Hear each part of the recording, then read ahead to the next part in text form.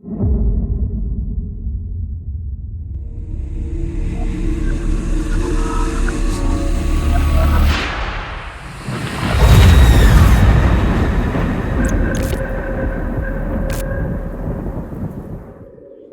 say his name.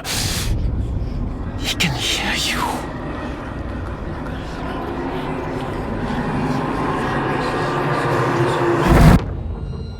He's always listening.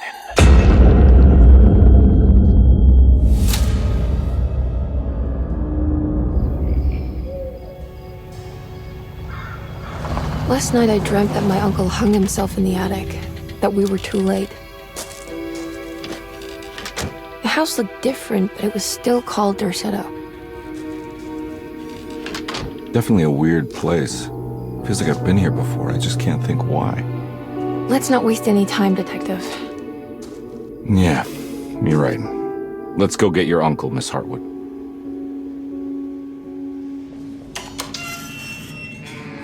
It transports you into the dark alleyways and into the night. I mean, it's always trying to create a mystery, right? It's something that's more than just jump scares. A bit of fighting, demanding puzzles, and a lot of atmosphere. It maintained some of that weirdness of the old games, but it had like an updated slickness to it that I liked as well. You haven't seen a little girl by any chance, have you? I don't think so. You would have known if you did. We start our story much like the original. Jeremy Hartwood is haunted by the Dark Man, and he goes to a countryside hospital called Derceto in hope to find some help.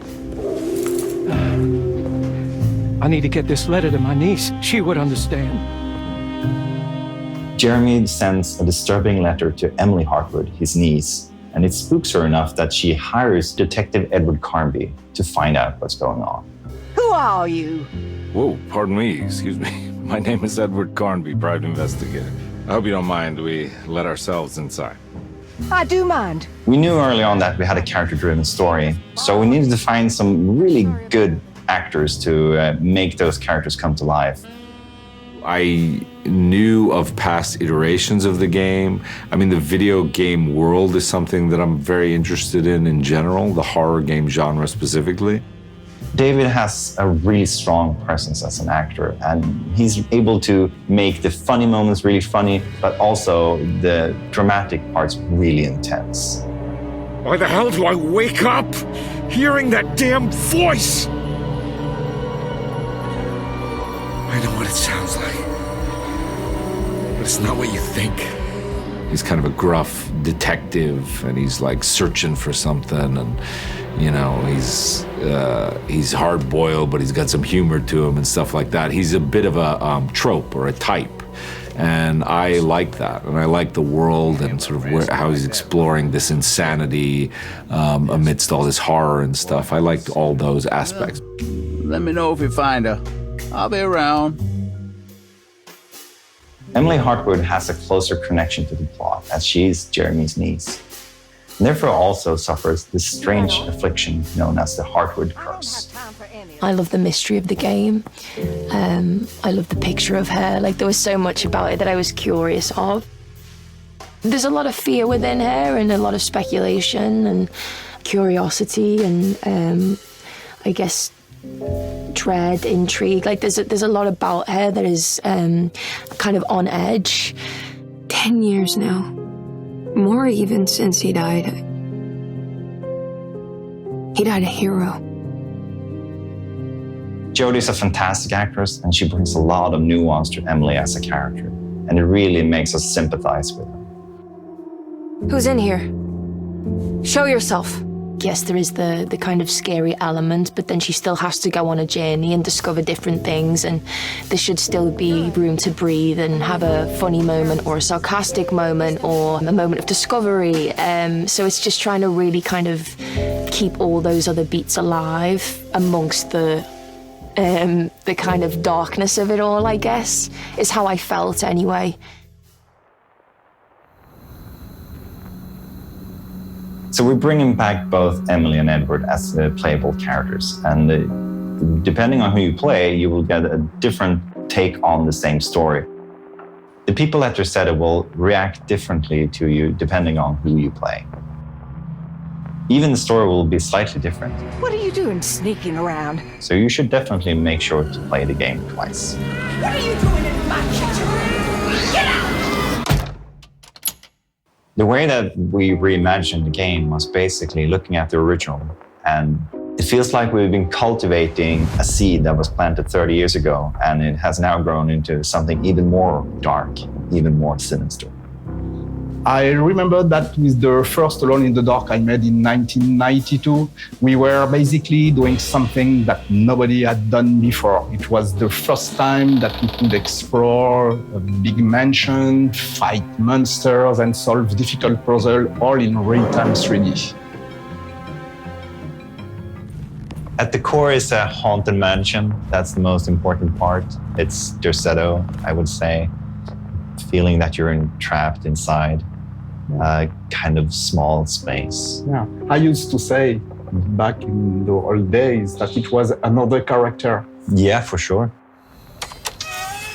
With all the remakes going on today, you are never sure what you get at the end.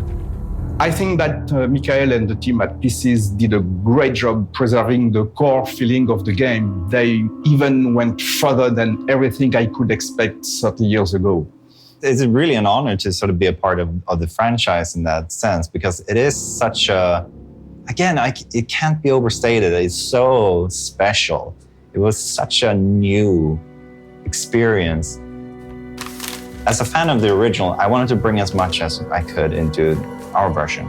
And they might have slightly different meaning and different reasons to be there, but if you know the old games, you will find a ton of references. Do I know you from somewhere? I remember you, Mr. Conby. I feel the franchise is in good hands now, and I can't wait to play the full game.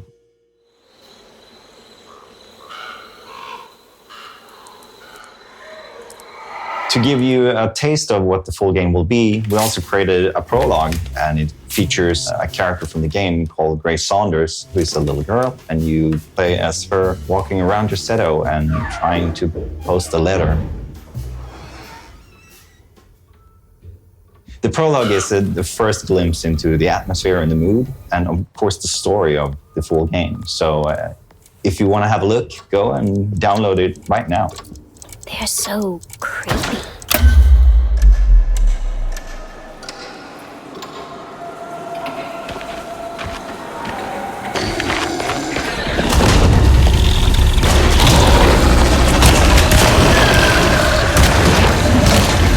Our combat is intense and tough, and you will need to use every bullet you can find. And if you run out of bullets, I'm out of bullets. you might need to get in close and hit them with a melee weapon. Or if you're lucky, you can find something to throw. As mentioned before, your job is to find out what happened to Jeremy Hartwood. And to do that, you will need to visit some unexpected places. And to get to those places, you will need to find clues and solve some interesting puzzles. Depending how much you feel like a detective yourself, you can choose how much you want the game to help you find clues and where to go next. So the biggest creative focus for me has for a long time been to reach something beyond the mundane, something spiritual.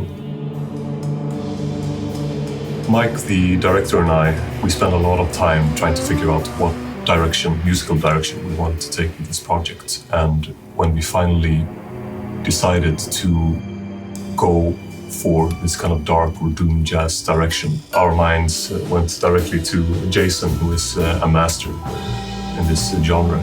It's a very visual genre of music. The fact that it's inspired from noir films or noir detectives is already a good explanation of why this music fits very well for Alone in the Dark.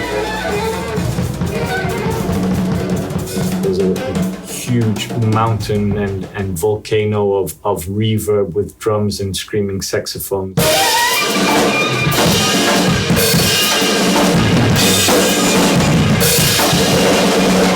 to this explosion of hair rising horror and big chaos. As the players drawn deeper into the game world, they will face off with the sinister presence known as the Dark Man. The Dark Man isn't real, Jeremy. There's nothing he can do to hurt you. How do you think any of this is happening? How do you still not trust my words? Fine. Then let me help. Don't be foolish. He will bury you next to me in his sunken temple for an eternity. Real or not, something is definitely corrupting the mind of Jeremy Hartwood. Something very, very dangerous.